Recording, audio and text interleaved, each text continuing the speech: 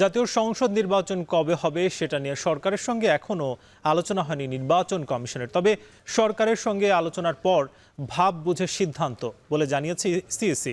বলছেন ফেব্রুয়ারি বা এপ্রিল যখনই হোক নির্বাচন কমিশন প্রস্তুত আছে। কিন্তু সরকার প্রধান ও বিএনপির ভারপ্রাপ্ত চেয়ারম্যানের সঙ্গে আলোচনার পর যৌথ বিবৃতিতে রমজানের আগেই নির্বাচনের সম্ভাব্য সময় জানা যাচ্ছে। কিন্তু গণতান্ত্রিক শক্তি প্রয়োগের দিনটি কবে সেই নির্দিষ্ট দিনক্ষণ এখনো জানা যায়নি। এসব নিয়ে ভোটের ট্রেনে আলোচনা করতে চাই। আপনাদের সঙ্গে আছি আমি নাজমুস সাকিব। আজ আমাদের সঙ্গে যুক্ত আছেন আলোচনার জন্য বিএনপি নির্বাহী কমিটির সদস্য অ্যাডভোকেট এস.এম. ওবায়দুল হক নাসির। যুক্ত হব তার সঙ্গে। ওবায়দুল হক নাসির, আপনাকে স্বাগত ভোটের ট্রেনে। আমরা শুরুতে একটু জানতে চাই যে নির্বাচন নিয়ে সরকার এবং বিএনপির মধ্যে আমরা দেখছিলাম যে নির্বাচনের যে সময়টা সেটা নিয়ে একটা বেশ দূরত্বই কিন্তু তৈরি হচ্ছিল। আপনারা চাচ্ছিলেন ডিসেম্বরে, সরকারের তরফ থেকে বলা হচ্ছিল জুনের মধ্যে যে কোনো সময়। সেই দূরত্বটা আমরা স্পষ্ট দেখতে পাচ্ছিলাম। সেই দূরত্বটা কি কিছুটা ঘুচলো এই যে সাম্প্রতিককালের যে সফর হলো প্রধান উপদেষ্টার তার মধ্য দিয়ে?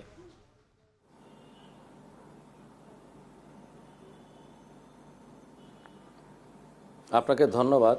দেখুন, আসলে গণতান্ত্রিক ব্যবস্থায় নির্বাচন চাওয়া বা নির্বাচনের রোডম্যাপ দাবি করা এটা সরকারের সাথে আমি দূরত্ব বলবো না। এটা আমি বলবো যে আমাদের যে যৌক্তিক দাবি সেটা আমরা সরকারের কাছে উপস্থাপন করেছি। সরকার তার সময়টা আমাদেরকে জানিয়েছে। এর মধ্যেই সরকারের সাথে আমাদের আলোচনা চলছে এবং এটা রাজনৈতিক দল হিসেবে সরকার যখন থাকে দায়িত্বে তাদের সাথে আলোচনা করাটা একটা রীতি রেওয়াজ। তারপরে আপনারা দেখেছেন যে লন্ডনে বিএনপির ভারপ্রাপ্ত চেয়ারম্যান জনাব তারেক রহমানের সাথে প্রধান উপদেষ্টা জনাব ডক্টর ইউনূস সাহেবের যে মিটিং হয়েছে, সেই মিটিংয়ের পরে এই মিটিংটা ছিল বাংলাদেশের মানুষের আকাঙ্ক্ষার একটা মিটিং। এই মিটিংয়ের মধ্যে দিয়ে বাংলাদেশের গণতন্ত্রের মানুষের যে আকাঙ্ক্ষা, আমি বলবো যে সে আকাঙ্ক্ষার কিছুটা বাস্তবায়ন হয়েছে। এবং এই ক্ষেত্রে আমরা দিনক্ষণ না জানলেও একটি আলোচনায় আমরা হয়তো আসতে পেরেছি, বা একটি দিনক্ষণ না বললেও আমরা একটি সময়ের দিকে হয়তো যেতে পারবো, সেদিকে আমাদের এগিয়ে গিয়েছি। এবং সেতে বাংলাদেশের গণতান্ত্রিক ব্যবস্থায় ফেরার জন্যে এবং মানুষের ভেতরে যে আকাঙ্ক্ষা তৈরি হয়েছিল, যে আশঙ্কারও তৈরি হয়েছিল, সেখান থেকে আমরা আপাততভাবে একটি সমঝোতা বলবো না, একটি বলবো যে গুরুত্বপূর্ণ অগ্রগতির দিকে আমরা এগিয়ে যাচ্ছি। কিন্তু সেটা তারেক রহমান কি দেশে ছিলেন না বলে সেই যে আপনারা বলছেন যেটা আসলে গুরুত্ব বহন করে, সেটা কি এতদিন হয়নি? কিন্তু বিএনপির একটা বড় স্থায়ী কমিটি তো আসলে দেশে ছিল। তাহলে এত বৈঠক, এতবার প্রধান উপদেষ্টার সঙ্গে আলোচনা, তারপরেও কেন সিদ্ধান্তে পৌঁছানো গেল না?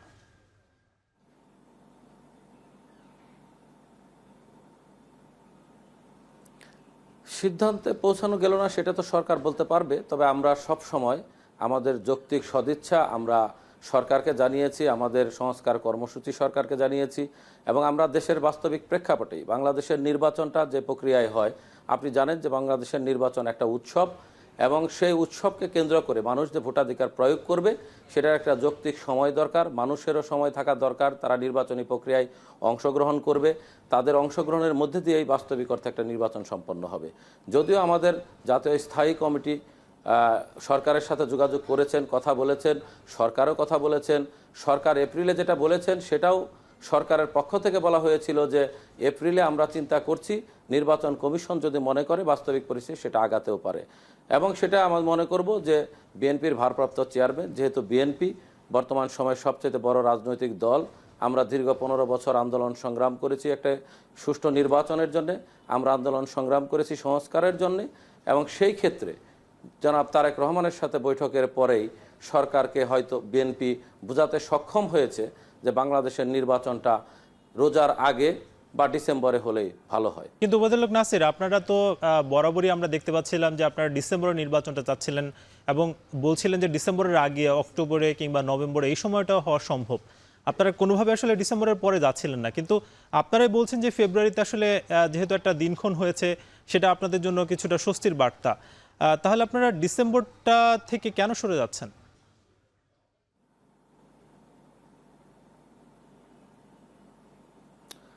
আসলে আমরা সার্বিক পরিস্থিতি বিবেচনায় বাংলাদেশে আপনাকে বললাম যে নির্বাচন একটি উৎসব, মানুষের সকল মানুষের অংশগ্রহণ। সেই ক্ষেত্রে ডিসেম্বর হচ্ছে সবচেয়ে ভালো সময়, যখন বাচ্চাদের পড়াশোনা থাকে না, পরীক্ষা শেষ হয়, শীত থাকে, মানুষ একটু কর্মব্যস্ত কম থাকে, এটাকে উপলক্ষ করেই আমরা ডিসেম্বর চেয়েছিলাম। আমরা আমাদের দাবি সরকারের কাছে জানিয়েছি, আমরা বলেছি ডিসেম্বরের নির্বাচন, কিন্তু আমরা এভাবে কখনোই চিন্তা করি নাই যে ডিসেম্বরে না হলেই আমরা হবে না। তবে আমরা এটা বলেছি যে এপ্রিলে নির্বাচন এই দেশে সম্ভব নয়, কারণ আপনি জানেন যে ফেব্রুয়ারির শেষের থেকে মার্চ পুরাটা বাংলাদেশে মুসলিম ধর্মপ্রাণ মানুষের রোজা, এবং সেই রোজার সময়ে নির্বাচনী কার্যক্রম করা, মিছিল মিটিং করা, মানুষের কাছে ভোট চাওয়া, এগুলি কোনোভাবেই সম্ভব না। তারপরে বাচ্চাদের পরীক্ষা, ঘূর্ণিঝড়ের সম্ভাবনা, বিভিন্ন ক্ষেত্রেই যে নির্বাচনের যে উৎসব মুখর পরিবেশ সেটা ব্যাহত হবে। এর মানে কি আপনারা এখনো ডিসেম্বরটা চাচ্ছেন? নির্বাচনী তারিখ ঘোষণা করেছে, আমরা আমাদের দাবিতে এখনো আমরা ডিসেম্বর চাই সরকারের কাছে। সরকার যদি মনে করে যে কিছুটা সংস্কারের শেষ করে সেই নির্বাচন ফেব্রুয়ারিতে যেতে পারে, এবং যেহেতু এই সরকারের প্রতি আমাদের পূর্ণ সমর্থন রয়েছে, এই সরকার আমাদের সকলের আন্দোলনের ফসল, আমরা মনে করি যে এই সরকার যদি ফেব্রুয়ারির প্রথমার্ধে নির্বাচনের সিদ্ধান্ত নেয় সেটাও অযৌক্তিক হবে না। সেই বিষয়ে বিএনপির আমাদের জাতীয় স্থায়ী কমিটি আছে, বিএনপির নেতৃত্ব আছে, তারা পরবর্তীতে এই বিষয়ে হয়তো সার্বিক প্রতিক্রিয়া জানাবে, এখনো জানায়নি। কিন্তু ওবায়দুল হক নাসির, একটা বিষয় স্পষ্ট যে আমরা দেখতে পাচ্ছি যে প্রধান উপদেষ্টা লন্ডন সফরে গেলেন, সেখানে তারেক রহমানের সঙ্গে একটা বৈঠক হলো এবং সেখানে একটা যৌথ বিবৃতি কিন্তু দেওয়া হয়েছে। যেই যৌথ বিবৃতিকে ঘিরে জামাত ইসলামী কিংবা জাতীয় নাগরিক পার্টি তারা যেটা বলছে যে এর মাধ্যমে উপদেষ্টার একটি দলের প্রতি বিশেষ অনুরাগ একটা প্রকাশ পেয়েছে। কি মত এই ব্যাপারে আপনার?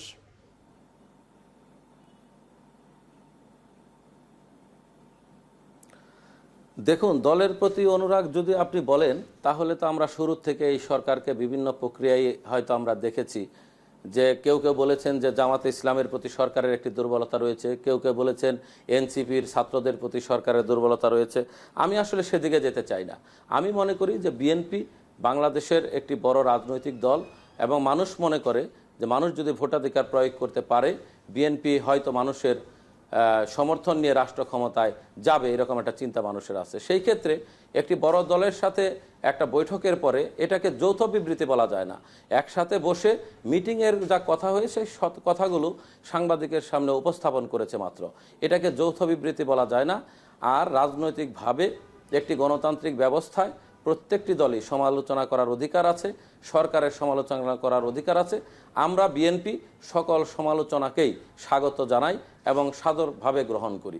কাজে এই জামাতে ইসলামী বা এনসিপি কি বলল সেই বিষয়ে আমি আসলে বিস্তারিত কোনো নেগেটিভ কিছু বলতে চাই না। আমি বলবো যে এটাও গণতন্ত্রের সৌন্দর্য, যে সমালোচনা করার অধিকার। অর্থাৎ বিষয়টিকে আপনি স্বাভাবিকভাবেই দেখছেন। ওবায়দুল হক নাসির, আপনি আমাদের সঙ্গে যুক্ত থাকবেন, তবে নিব একটা ছোট বিরতি, ফিরবো কিছুক্ষণ পর।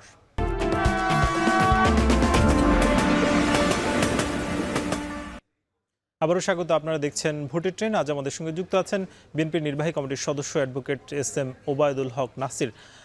নাসির ভাই, আপনাকে আবারও স্বাগত ভোটের ট্রেনে। আমরা জানতে চাই যে সাম্প্রতিককালে যেহেতু আওয়ামী লীগ নিষিদ্ধ হলো প্রায় মাসখানেক, অর্থাৎ 2 মাসের কাছাকাছি, তো এই যে একটি বড় দল আসলে নিষেধাজ্ঞার কবলে পড়লো, আগামী দিনের যে নির্বাচন, আমরা তো দেখি যে নির্বাচনগুলো বেশ উৎসবমুখর হয় বড় দলগুলো থাকার কারণে। অর্থাৎ বিএনপির পরে আসলে বড় দল এখন কারাই বা আছে, কিংবা আগামী নির্বাচন সেটা আসলে কতটা উৎসবমুখর হবে বলে আপনার মনে হচ্ছে?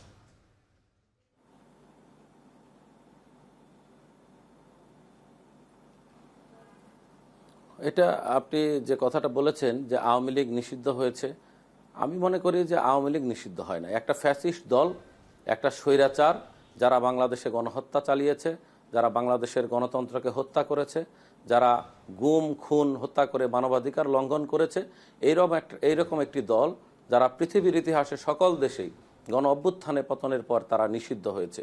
যদিও আমাদের এখানে নিষিদ্ধ হতে একটু দেরি হয়েছে, সাময়িক নিষিদ্ধ করা হয়েছে আওয়ামী লীগের বিচার পর্যন্ত, প্রধান উপদেষ্টা যেটা বলেছেন। আমি মনে করি যে আওয়ামী লীগের দল, এই দল এখন বাংলাদেশের রাজনীতিতে একটা অপ্রাসঙ্গিক বিষয়। তারা নির্বাচনে অংশগ্রহণ করলে যে নির্বাচন উৎসবমুখর হতো সেটা বলা যায় না।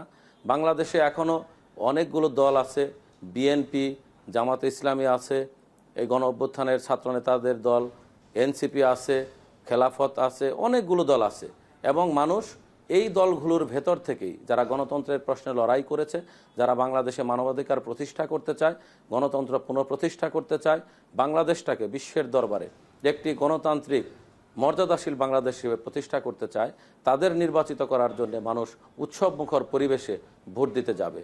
তার কারণ হলো, আপনারা জানেন যে বিগত 15 বছর বাংলাদেশের মানুষ এই অতীত ঐতিহ্য যে 5 বছরে একবার ভোট দিবে এবং সেই ভোটটাকে মানুষ অত্যন্ত মূল্যবান হিসেবে গ্রহণ করে। আর গ্রহণ করে বলেই বাংলাদেশে ভোটারের উপস্থিতি অসাধারণ, যেটা বিগত 15 বছরে আওয়ামী লীগ ধ্বংস করেছিল।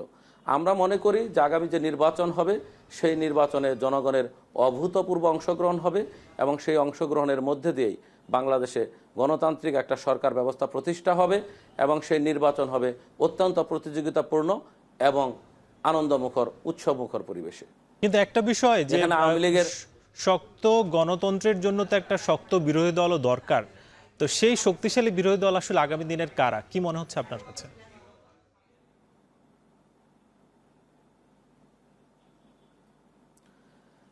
বিরোধী দল বা সরকারি দল কারা হবে সেটা তো নির্ধারণ করবে বাংলাদেশের জনগণ। আমরা নির্বাচন ব্যবস্থায় অংশগ্রহণ করার পরেই সেটা দেখতে পারবো।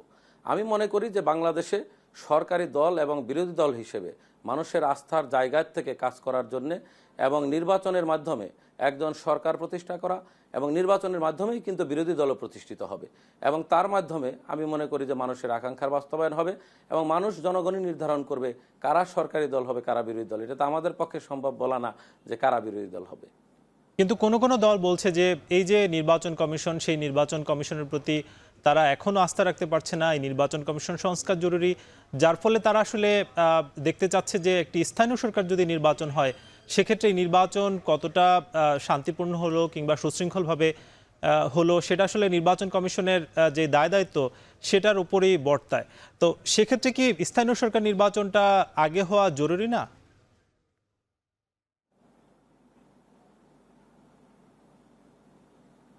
দেখুন, এই নির্বাচন কমিশন কিন্তু ফ্যাসিস্টের নির্বাচন কমিশন নয়।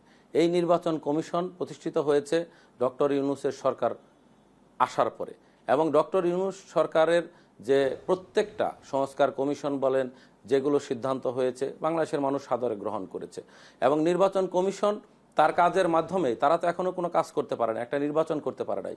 যে প্রশাসন, যে কমিশন একটা নির্বাচনই করেনি সেখানে তারা ব্যর্থ বা সফল সেই কথাটা বলা আমি মনে করি যৌক্তিক হবে না।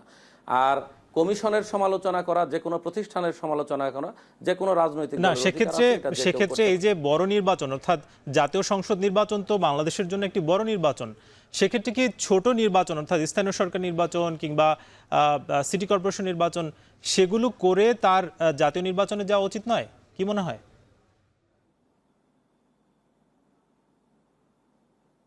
আমি আপনার সাথে একটু বিনয়ের সাথে ডিসএগ্রি করি যে বড় নির্বাচন হচ্ছে স্থানীয় নির্বাচন, কারণ স্থানীয় নির্বাচনটা হচ্ছে একবারে বাংলাদেশের প্রান্তিক পর্যায়ে প্রার্থী থাকে।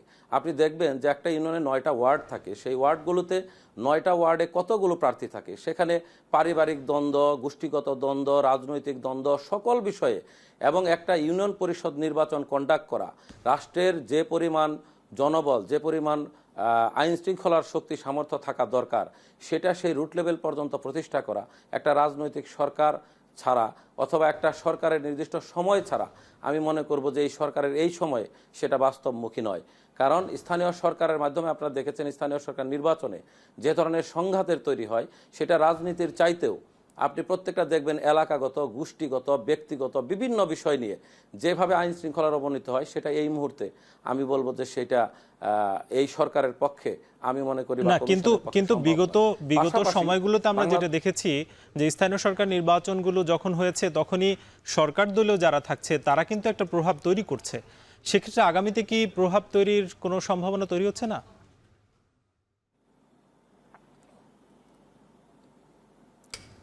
সেটা তো আপনি দেখেছেন ফ্যাসিস্টের সময়ে, ফ্যাসিস্ট সরকার তাদের সময় তো নির্বাচন হয় নাই, সবগুলো প্রতিষ্ঠানকে তারা দখল করেছিল। আওয়ামী লীগ যাদেরকে নৌকা মার্কা দিয়েছে তাদেরকে বিজয়ী করার জন্য যতটুকু শক্তি প্রয়োগ করা দরকার, বল প্রয়োগ করা দরকার সেটা করেছে। আমরা যেটা মনে করি সরকারে আমরা আসবো কিনা জানি না, তবে বাংলাদেশের মানুষ যদি আমাদেরকে নির্বাচিত করে আমাদের 31 দফায় আমরা সব সংস্কারের কথা বলেছি, নির্বাচন কন্ডাক্ট করবে নির্বাচন কমিশন, এবং নির্বাচন কমিশনের কাছে আইন শৃঙ্খলা বাহিনী থাকবে, নির্বাচনের কমিশনের আন্ডারে তখন প্রশাসন থাকবে। সো সেই সময়ে বাংলাদেশের যে নির্বাচনই হোক, সেই নির্বাচন ব্যবস্থা পরিচালনা করবে নির্বাচন কমিশন। সেখানে সরকারকে থাকলো না থাকলো সেটা মুখ্য বিষয় আমি মনে করি না। এবং আমাদের যে প্রতিশ্রুতি, আমরা বিএনপি যদি ক্ষমতায় যায়, আমরা অত্যন্ত নিরপেক্ষভাবে বিএনপি এমনভাবে সরকার পরিচালনা করবে যেখানে এই ধরনের কোনো নির্বাচন বা যে ব্যবস্থায় নির্বাচন প্রতিষ্ঠান যে সিদ্ধান্ত নেবে সেটাই হবে সরকারের সিদ্ধান্ত। এই ক্ষেত্রে ওই ফ্যাসিস্টের মতো জোরপূর্বক কোনো বিষয় বিএনপি যাবে না, এটা আমাদের সংস্কার কর্মসূচিতে আমরা বলেছি। পাশাপাশি আমি আপনাকে বলতে চাই যে কেন জাতীয় নির্বাচন দরকার। 15 বছর বাংলাদেশের মানুষ তার রাষ্ট্র ক্ষমতায় তাদের নির্বাচিত প্রতিনিধি পায় নাই। তো নির্বাচিত প্রতিনিধি ছাড়া একটি রাষ্ট্রের যে মৌলিক সংস্কার, সেই মৌলিক সংস্কার সম্ভব হয়নি। আমরা যে সংস্কারের রূপরেখা দিয়েছি, সেই সংস্কারগুলো বাস্তবায়ন করার জন্য আমি মনে করি যে এখন সর্বাগ্রে প্রয়োজন একটি জাতীয় নির্বাচন, এবং জাতীয় নির্বাচনের মাধ্যমে জনগণের ম্যান্ডেট নিয়ে যারা ক্ষমতায় আসবেন তারাই সিদ্ধান্ত নেবেন এই দেশের আগামী দিনের কোন কোন সংস্কারগুলো জরুরি, এবং এই রাষ্ট্রে যাতে আর কেউ স্বৈরাচার হিসেবে না আসতে পারে, ভবিষ্যতে যাতে কেউ ফ্যাসিস্ট হয়ে না আসতে পারে, সেই জন্য কোন প্রক্রিয়াগুলো নেওয়া জরুরি। প্রতিষ্ঠানগুলো যাতে নিজেরাই দাঁড়াতে পারে, নিজেরা যাতে তাদের সিদ্ধান্ত নিতে পারে, সেই ক্ষেত্রে যে সংস্কার জরুরি সেটা একমাত্র পারে একটি নির্বাচিত সরকার। অর্থাৎ আগামী দিনের যেই সংস্কারগুলো হওয়া দরকার সেগুলো আসলে রাজনৈতিক সরকারের হাত ধরে হওয়া উচিত বলে আপনি মনে করছেন। আপনাকে অসংখ্য ধন্যবাদ আমাদের সময় দেওয়ার জন্য। আমাদের সঙ্গে যুক্ত ছিলেন বিএনপি নির্বাহী কমিটির সদস্য অ্যাডভোকেট এস.এম. ওবায়দুল হক নাসির। নিব ছোট একটা বিরতি, ফিরবো কিছুক্ষণ পর।